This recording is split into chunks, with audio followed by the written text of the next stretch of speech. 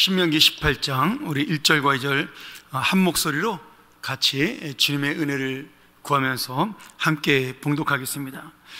레위 사람 제사장과 레위의 온 지파는 이스라엘 중에 분깃도 없고 기업도 없을지니 그들은 여호와의 화제물과 그 기업을 먹을 것이라.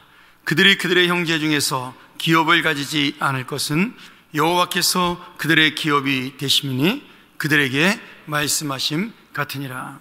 아멘.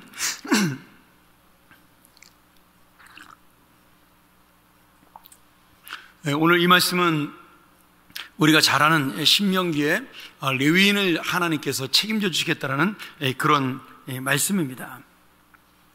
하나님께서 이스라엘 백성이 가나안 땅에 들어간 다음에 지파별로 그 숫자에 따라 땅을 분배받게 됩니다. 그리고 그 땅을 하나님이 주신 기업이다, 재산이다, 또는 유산이다 이렇게 말씀하고 있는 거죠. 그런데 오늘 말씀에 보면 그 중에 레위 지파만 땅을 분배받지 않고 각 지파에 땅이 흩어져 살면서 제사와 신앙교육을 담당하고 그리고 각 지파의 사람이 드리는 11조로 그들을 생활을 시킨다 이렇게 하나님이 말씀하시죠. 오늘 이 레위 지파에게 주시는 축복이 바로 오늘 우리에게 주시는 귀한 하나님의 은혜요, 또 우리의 인생을 책임져 주시겠다라는 하나님의 약속이기도 합니다. 오늘 하나님께서 먼저 내 인생에 또 내 가정에 내 삶에 기업이 되시고 분깃이 되어주신다 이렇게 약속을 하시는 것이죠. 오늘 레위 지파는 하나님이 뭐라고 말씀하시냐면 너희는 내 것이다. 이스라엘 백성도 모두가 다 내 것이라고 하나님이 말씀하시지만 특별히 이 레위 지파에 대해서는 내가 너희를 책임져 주는 내 것이라고, 나의 소유라고 말씀을 하십니다. 우리가 1월 첫 주에 배웠던 베드로전서 2장 9절의 말씀, 하나님의 소유된 백성이라는 말이 바로 이 거룩한 레위 지파에게 해당되는 말씀이라는 사실이죠. 그래서 지금 하나님께서 레위인을 기업이 되신다는 말씀은 또 레위인이 하나님의 소유가 되신다는 말씀은 하나님이 주인이라는 뜻도 있지만 하나님의 주인이라는 의미는 하나님이 책임져 주시는 인생을 사는 그런 지파다 이렇게 볼 수가 있습니다. 오늘 하나님께서 우리에게 주신 약속 중에 가장 큰 약속은 뭐냐? 너희는 왕같은 제사장이고 거룩한 나라고 그리고 나의 소유된 백성이라는 주님의 약속이죠. 지금 레위에게는 어떤 사명이 있어요? 이스라엘 백성들을 가르치고 그들의 죄를 하나님 앞에 중재할 그런 위대한 사명이 있습니다. 이 모든 제사가 레위인을 통해서 이루어지게 되어 있는 것이죠. 그런데 이런 위대한 사명 속에는 또 하나님의 약속이 있는데 하나님 우리에게 사명을 주시면서 내가 너를 책임지겠다 이렇게 말씀을 해 주십니다. 오늘 이스라엘 백성은 가나안 땅에 들어가 눈에 보이는 하나님보다 땅을 더 믿고 그 땅을 의지하며 살게 됩니다. 사실은 땅을 주신 하나님을 의지해야 되는데 그들이 이제 가나안 땅에 들어가니 농사를 지어서 살아야 되기 때문에 그 눈에 보이는 땅이 그들에게 더 의지가 된 것이죠. 그걸로 인해서 그들은 이 땅에 풍요를 주는 가짜신이었지만 바알과 아세라와 몰렉이나 밀곰이나 이런 신들을 섬기게 되는 것이죠. 그런데 오늘 이스라엘 백성은 그 땅이 그들의 기업이 아니라 하나님이 책임져 주는, 하나님 본인이 자신이 기업이 된다고 약속을 했기 때문에 주님만을 믿고 나갈 때 하나님이 책임져 주는 인생이 되어 주시는 것입니다. 오늘 그 인생이 바로 우리의 인생이기도 한 것이죠. 하나님께서 우리에게 이 땅에 거룩한 하나님의 백성으로 살라고 사명을 주셨어요. 여러분이 어느 자리에 있든지 어느 직업을 가졌든지 아니면 어떤 일을 하든지 그것은 모두 다 하나님이 여러분에게 주신 거룩한 사명입니다.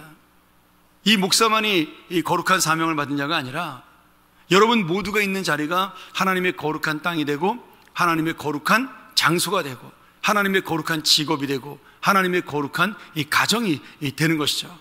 그렇게 내가 주님 앞에 믿음으로 나의 모든 사명자의 삶을 가지고 나아갈 때 하나님께서 우리의 인생을 책임져 주고 우리의 자녀들을 대신 양육하여 주시고 그리고 우리의 삶을 지켜주신다라고 말씀하고 있습니다. 여러분, 이 약속은 하나님과 레위 사람에게만 주신 약속일 뿐만 아니라 지금 하나님과 레위 사람을 바라보는 모든 이스라엘 백성들이 지켜야 될 약속이기도 한 것입니다. 왜냐하면 지금 레위인의 가르침과 제사에 따라서 이스라엘 백성은 살 수밖에 없습니다. 지금 이스라엘 12지파가 곳곳에 이렇게 흩어져 사는데 그 사이사이마다 레위인이 같이 들어가 삽니다. 그러니 지금 이 레위인들은 어떤 사람들이에요? 이스라엘 백성의 영적인 삶을 챙겨주는 사람입니다. 그러니 지금 이스라엘 백성들이 볼 때 이 레위인들은 굉장히 소중한 사람들이죠.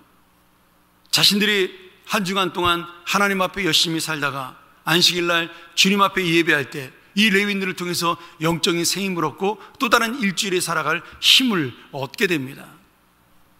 그래서 그것이 고마워서 레위인들이 하나님이 말씀하신 대로 자신이 갖고 있는 소득의 11조를 성전에 바치고 그 성전에서 나오는 11조로 레위인들은 성전을 관리하고 그리고 생활을 책임지는 그러한 서로 간에 보완하고 도우며 존경하고 사랑하는 그런 역할을 맡게 된 것입니다.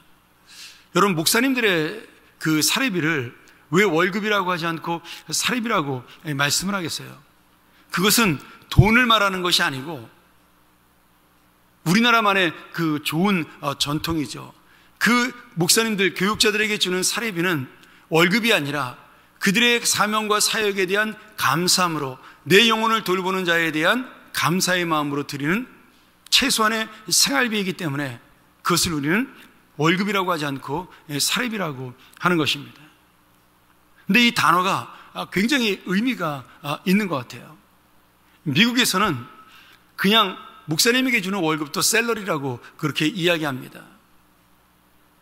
그냥 페이한다고 얘기를 해요. 돈을 내가 지불한다, 월급을 지불한다, 이런 식으로 이야기를 합니다. 근데 그때는 뭐 그냥 그런가 보다 생각을 했지만 제가 다시 한국에 와서 목회하면서 깨달은 게 이래서 목사님을 바라보는 영적인 눈이 다르구나, 그런 생각을 할 수 있게 되었습니다. 여러분, 그렇잖아요. 일한 만큼 내가 당연히 지불하는 월급이 아니라 내가 마음을 가지고 정말 사랑하는 마음으로 드리는 사례비와 월급은 같은 돈을 줘도 하늘과 땅의 차이가 있는 것입니다. 그래서 목사님들은 얼마를 주던 그것을 감사함으로 받는 것이고 교인들은 최선을 다해서 목사님이 생활에 지장이 없도록 우리가 어떻게든지 책임을 진다라는 그런 서로의 신뢰와 나눔으로 주는 것이 이 사례비의 개념입니다. 뭐 지금은 교회를 부임할 때 새로 오시는 교육자한테 꼭 사례비를 얼마를 드린다고 제가 설명을 합니다. 그런데 저희 시대에는 얼마를 주는지 물어본 적도 없고 가르쳐 준 적도 없습니다. 제가 부목사 때 사례비를 얼마를 받았는지 정확하게 기억을 하지를 못합니다. 왜냐하면 저희 아내가 통장을 그때 관리했기 때문에 저는 그냥 주는 대로 용돈을 받았었던 시절이었으니까 그때는 제가 얼마를 받는지 얼마가 들어왔는지 기억조차 지금도 나지 않습니다. 뭐 물론 지금도 제가 뭐 액수를 정확하게 기억하거나 그렇게 살지는 않습니다. 왜냐하면 우리 교인들의 사랑과 마음이 또 우리 교회 형편이 거기에 담겨 있다고 생각을 하기 때문에 그냥 감사함으로 받는 것이죠. 또 드리는 사람은 감사함으로 드리는 것이죠. 이것이 바로 하나님께서 레위인과 이스라엘 백성 사이에 주신 약속이고 그리고 마음입니다. 그것이 깨지는 순간 이스라엘 백성이 타락하기 시작을 하죠. 누가 먼저 시작을 했는지 모르지만 이스라엘 백성들은 점점 11조를 드리는 게 아까워서 그것을 드리지 않게 됩니다. 그러니 당연히 11조로 생활하던 레위인들은 생활이 어려워져서 하나님이 머무르라고 했던 그 지역을 떠나 다른 지역으로 살 길을 찾기 위해 떠나게 됩니다. 이제는 제사장의 직분을 벗어버리고 그냥 먹고 사는 문제를 해결하기 위해서 여기저기로 방황하는 레위인들, 제사장들이 생겨나죠. 그것이 사사기서에 나타난 모세의 손자였던 요나단의 삶이었습니다. 오늘 이 말씀 속에는 지금 하나님이 약속하신 하나님의 사명을 따르는 자는 하나님이 책임져 준다, 바로 우리에게 주시는 말씀이고요. 또 한편으로는 그런 하나님을 향하여 우리는 그저 최선을 다하여 우리의 사명을 감당하는 것이다. 그것이 바로 우리에게 주시는 또한 하나님의 요청이요 그리고 명령이기도 한 것입니다. 오늘 여러분, 이 말씀을 가볍게 생각하시면 안 됩니다. 내가 지금 있는 자리가 바로 제사장의 자리요, 거룩한 자리입니다. 하나님께서 그 자리를 잘 지키라고 말씀하시는 것은 단순히 우리가 먹고 살기 위해서 있는 것이 아니라 하나님의 사명자로 서 있는 것입니다. 그러기에 우리가 사랑하는 자녀들에게도 이 부분을 분명히 가르치고 함께 갈 필요가 있어요. 너의 인생을 책임져 주는 분은 하나님이시다. 여러분, 금수저라는 요새 쓰는 단어가 정말 안 좋은 단어입니다. 그리고 저는 금수저가 좋은 인생이라고 생각은 들지 않아요. 뭐 자기가 택하는 것은 아니지만 여러분, 그렇잖아요. 금수저로 밥을 먹는 사람이 있습니까? 금수저는 장식품입니다. 그것은 쓰임받지 못하는 기증품에 불과해요. 하나님이 원하는 것은 쓰임받는 인생이 되는 것입니다. 오늘 우리가 자녀들을 키울 때 그 아이가 뭐 금수저가 되든 뭐 나무수저가 되든 그와 상관없이 이 아이가 지금 하나님이 책임져주는 인생으로 살아간다. 그리고 너의 인생은 너의 것이 아니라 하나님의 것이라는 사실을 가르칠 때 오늘 하나님께서 그 자녀들의 인생을 책임져 주시고 또 함께 하시라고 믿으며 그 가정이 주님이 축복하는 가정이 되리라고 믿습니다. 한 가지만 더 말씀을 드리고 마치도록 하죠. 구약에서 하나님께서 우리의 기업이 되고 우리를 책임져 주신다라고 말씀한다면 신약에서는 반대로 우리가 하나님의 기업이라고 말씀을 합니다. 오늘 에베소 1장 11절에 보면 이런 말씀이 나와요. 모든 일을 그의 뜻에 결정대로 일하시는 그 계획을 따라 우리가 예정을 입어 그 안에서 하나님의 기업이 되었다. 하나님의 인정에 따라, 하나님의 계획에 따라, 하나님이 일하시는 것에 따라 우리는 하나님의 기업이 되었다. 이런 뜻이 있습니다. 여러분, 여기에 기업이라는 말은 헬라어로 에클로르데멘이라는 말이에요. 하나님의 유산이다, 하나님이 상속했다, 이런 뜻이 됩니다. 그러니까 우리 자신이 하나님이 남겨준 하나님의 상속자란 뜻이 되는 거죠. 근데 여기 또 하나의 중요한 뜻이 있어요. 구약적 뜻이 있는데 제비를 뽑다라는 말이 있습니다. 이스라엘 백성이 가나안 땅을 선택할 때 자기들이 원하는 땅을 차지한 사람은 갈렙밖에 없습니다. 나머지 모든 사람들은 제비를 뽑아서 그 땅을 차지했어요. 그 말씀은 무슨 말이냐면 지금 제비를 뽑은 땅이라는 말은 내가 얻은 땅이 아니라 하나님이 선물로 주신 땅이라는 의미입니다. 내가 구원받은 것도 내 능력이 아니라 하나님이 선물로 주신 은혜로 내가 구원받았다라는 사실이죠. 내가 지금 주님의 사명자가 된 것도 내 능력과 내 힘으로 된 것이 아니라 하나님의 은혜요 선물로 된 것이다, 이 말씀입니다.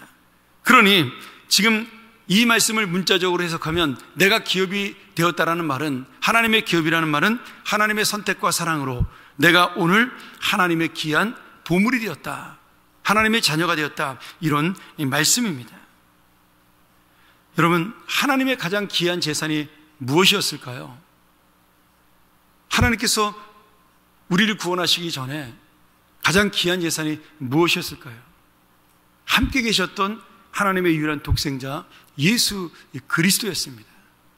그런데 하나님께서는 놀랍게도 이 가장 소중한 독생자 예수 그리스도를 대신해서 그분을 우리를 위해 죽게 하시고 우리를 상속자로 기업으로 대신 삼아 주셨습니다. 이제 그 예수님이 가졌던 하나님의 위대한 권위와 그리고 하나님이셨던 그 사랑과 그 모든 주님의 놀라운 은혜가 이제는 이 상속자인 나에게로 전부 왔다는 사실이죠. 그래서 새번역은 이 본문을 이렇게 다시 번역을 합니다. 하나님은 그리스도 안에서 우리를 상속자로 삼으셨습니다. 내가 이제는 하나님의 위대한 상속자예요. 여러분의 자녀가 여러분의 재산을 상속받는 그 정도의 사람이 아니라 하나님의 모든 인생을 상속받는 사람이라는 의미입니다.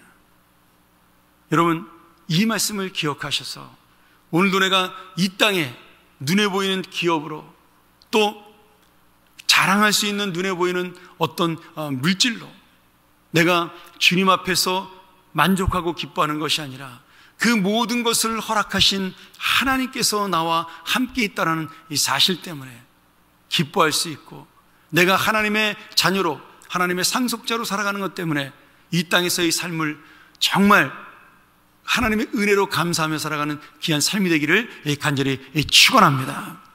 특별히 우리 사랑하는 자녀들, 오늘 이 자리에 와서 여러분이 있는 그 자리가 여러분이 만난 부모님이 하나님이신 보물이에요. 그리고 여러분이 가지고 있는 인생, 앞으로 살아갈 그 모든 것들은 하나님이 여러분을 책임져주는 삶입니다. 우리 마음속에 내가 오늘 어떻게 살아갈까? 나를 진정으로 책임져주는 분은 우리 부모님이 아니라 우리 하나님이시다. 여러분, 부모님은 책임져주고 싶어도 형편이 되지 못하면 책임지지 못합니다. 저는 어린 시절을 그렇게 살았어요. 대학에 들어간 다음에 부모님이 책임져주지 못하는 인생을 산 적이 있어요. 어머님이 갑자기 일을 그만두셨기 때문에 내가 인생을 책임지는 그때가 바로 20대 초반에 왔습니다.